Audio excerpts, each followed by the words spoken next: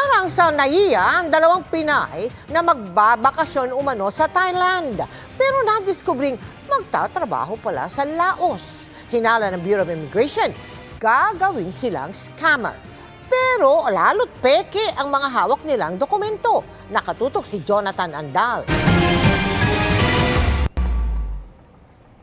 Nakalive lang umano at mamamasyal sa Thailand. Pero sa NAIA pa lang, pinagdudahan na ang dalawang nagpakilalang magkatrabaho sa call center dahil sa hindi tugmang mga sagot sa mga immigration officer at kahina-hinalang dokumento. Basic details about each other at saka nung kanilang biyahe, medyo sali-saliwa na po yung sagot nila. Hindi naman talaga sila magkakilala or magka-opisina. Sa huli, nalaman ng immigration na pinagsama lang sila ng kanilang recruiter at inabutan ng mga pineking dokumento. Gawa umano ito ng fixer na nakilala nila online sa halagang 3,000 piso. Yun po yung naggawa ng mga certificate nila para kunwari may trabaho po sila dito.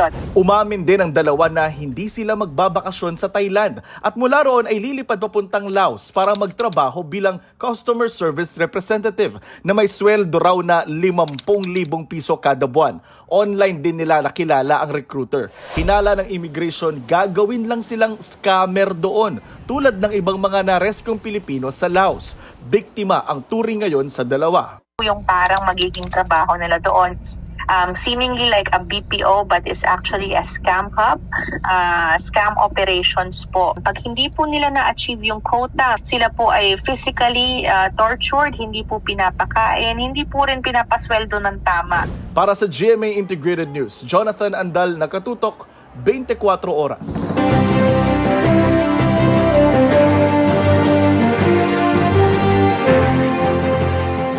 Kapuso, isa rin ba kayo sa mga nakararanas ng Last Song Syndrome o LSS sa mga campaign jingles?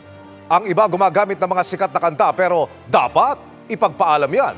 Kaya pwedeng gumawa na lamang gamit ang AI. Panoorin kung paano sa pagtutok ni JP Soriano. Dismayado ang OPM rapper na si Omar B nang gamitin ng isang kandidato ang hit song niyang KNB sa isa nitong aktibidad ng walang paalam. Walang makakapati, tunay habang buhay magkakapati. Sumubok kahit nasuntok sa buwan, tuloy lang, di napagod magsagwan. Halos 80% ng kanyang lyrics ay ginamit at idinagdag lang ang pangalan ng kandidato. Siyempre, yung ibang tao maliligaw, ang akala nila, nasa isip nila na ako o kami yon na nagpo-promote kami ng kandidato na yon. So yeah, mali. Paki-shutdown lang, paki-takedown. Kahit noon pa man, marami na raw talagang nagpapalapat ng campaign jingle sa mga sikat na kanta. Pero ayon kay voice master at musician na si Pocholo Gonzales, pwede namang magpagawa ng original, lalo pat kailangan ng permiso bago magamit bilang isang copyrighted music. Mas madali pa nga raw dahil pwedeng magpatulong sa artificial intelligence o yung AI. Bagamat kailangan pa rin ang ideya mo. Dati ako pa nagko-compose, ako rin nag-arrange. Ngayon, idea ko na lang, ibibigay ko na lang sa AI yung prompts ko, tapos kung ano yung gusto kong boses, kung anong gusto kong tono. Madali siyang nakabuo ng sample kung kunwari ako ang tatakbo. Ganito kung ang target na botante may edad ng Pilipino. Ni-record muna niya ang boses na gagayahin ng AI. JP Soriano sa Senado, pakaibigan, pakinggan mo ang sigaw. Sagot ko ang asenso nyo sa buhay, totoo at wagas ang pangako. Para may connect sa mga lolo at lola, cha-cha ang tunog ng kanta. JP Soriano, sa Senado, kaibigan, pakinggan mo ang sigaw. Sagot ko ang asensyo niyo sa buhay, totoo at wagas ang pangako. Boses ko yan. Kung millennials at Gen Z naman, pwedeng gamitan ng plataforma tungkol sa tuition fee at trabaho sa mga kabataan. Ito yung version naman ng pambata. O sige, pakinggan natin, sir. Numero 7, magbahuli, bumoto na lang pababa ang presyo. Kuryente at internet sabay asenso, patayo'y magsanib pwersa. Pwede rin maging K-pop mamaya. Pero kung gusto talaga ng sikat para may recall, ayon sa PhilSCAP, kailangan munang kumuha ng modification at adaptation license sa kanila. Yan ay para baguhin ng kaunti at daragdagan ng pangalan at ilang salita. isang beses lang ito pwedeng gamitin. Ibang usapan pa raw kung paulit-ulit itong gagamitin sa kampanya at sa iba't ibang platforms. Now, if you're also going to record record that version of the song, meaning you're going to reproduce it in a digital file, you're gonna have somebody else perform it on record, kailangan nyo ng another type of license which is called a mechanical reproduction license. Para sa GMA Integrated News, JP Soriano, nakatutok 24 oras. Gumulong na ang taping ng comeback series sa GMA ni Vina Morales itong Araw ng Mga Puso. Kaya naman punong-puno si Vina ng pasasalamat sa dami ng blessings. Makichika kay Lar Santiago.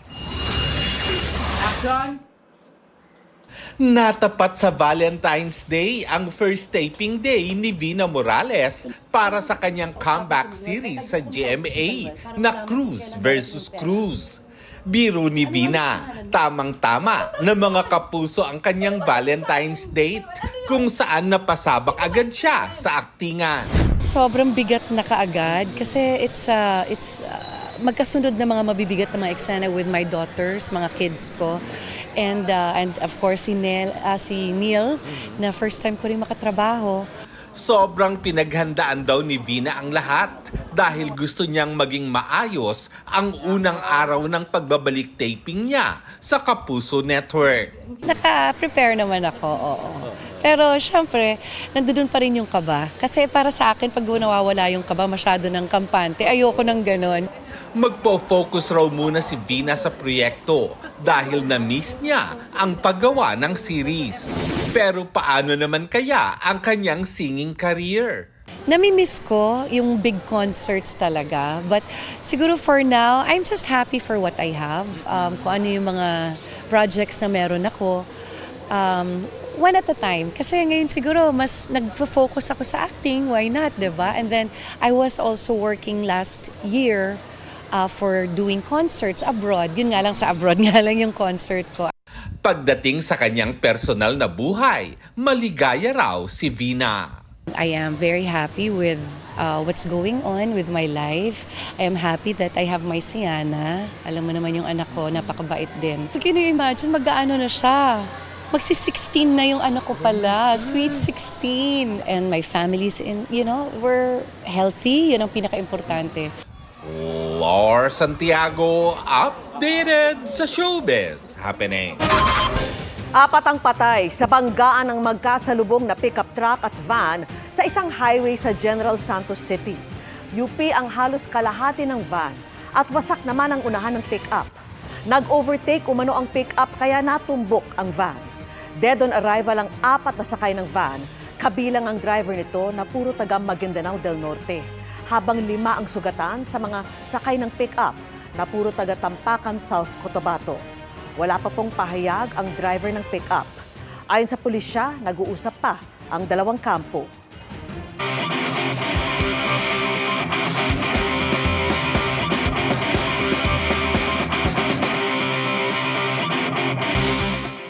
Bukod sa invasive, may kamahalan din ang screening para sa colorectal cancer.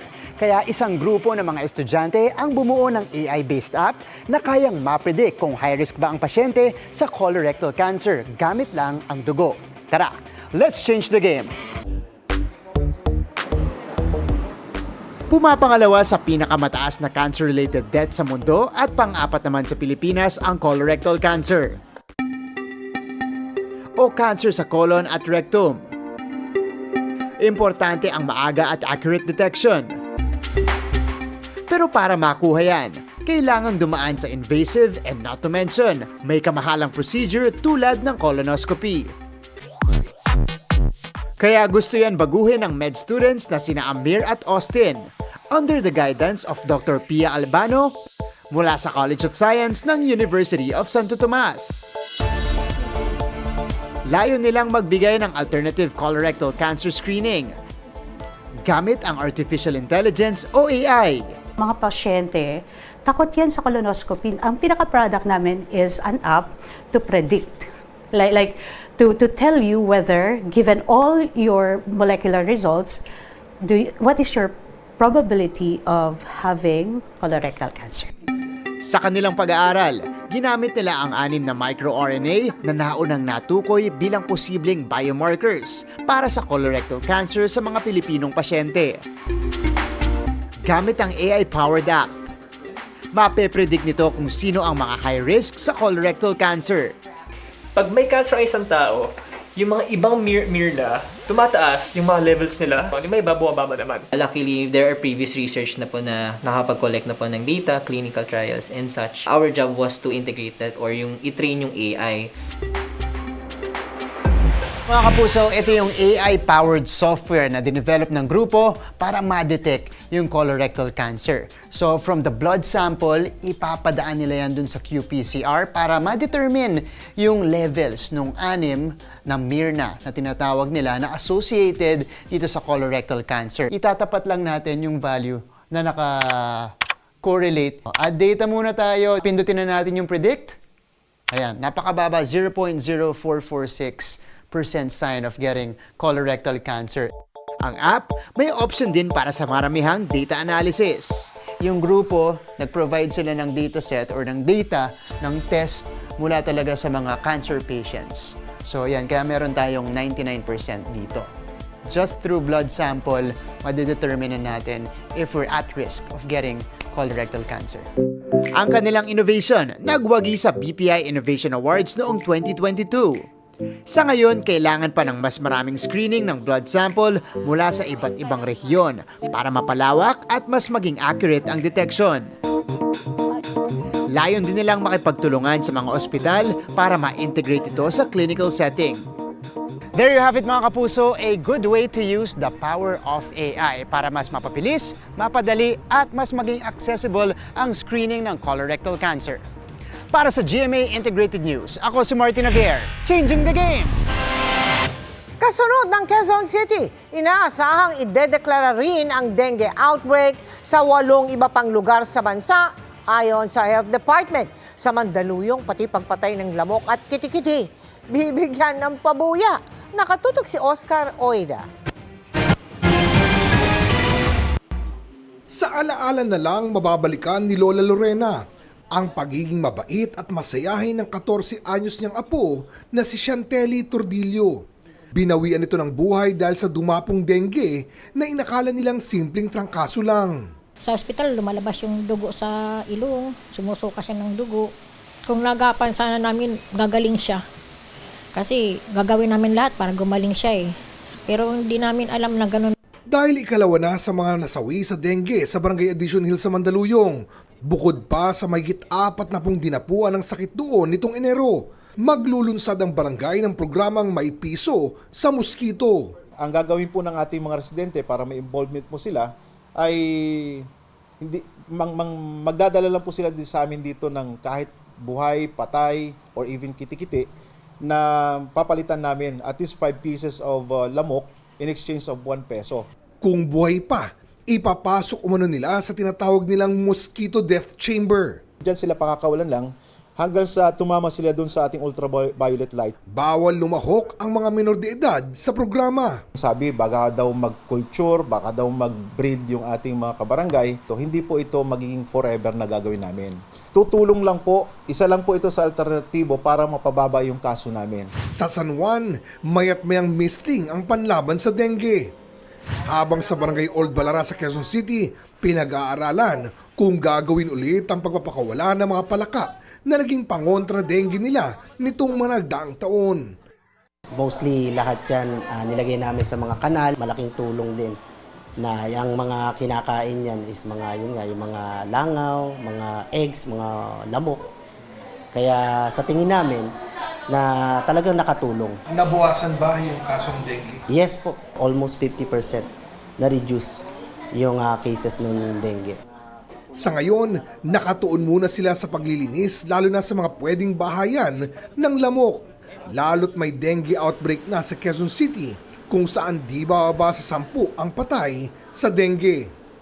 Maging sa Lapu-Lapu City, sa Cebu, nasa 175 na ang mga naitalang kaso ng dengue. Sabi ng DOH, inaasahang 8 pang lugar ang idedeklarang may dengue outbreak pero hindi pa pinapangalanan ang mga lugar sa ngayon.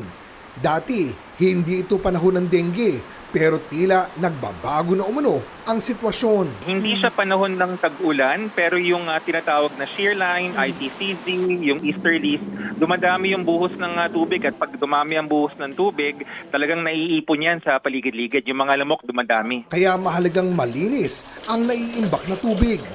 At kung may mararamdamang karamdaman, huwag babaliwalain tulad ng taas babang lagnat.